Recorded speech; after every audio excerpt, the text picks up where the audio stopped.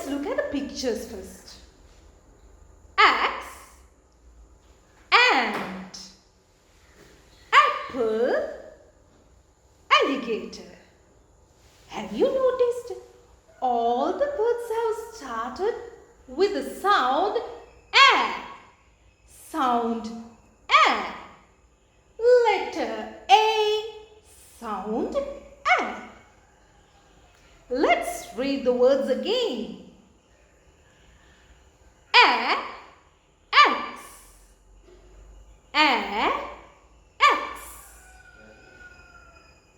A, ant. A, ant. Apple. A, apple. A, apple. Alligator.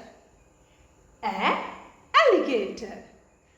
A, alligator. Letter A, the sound A. Letter A for sound A. Let's practice the sound A with a poem. The apple is red. The apple is round.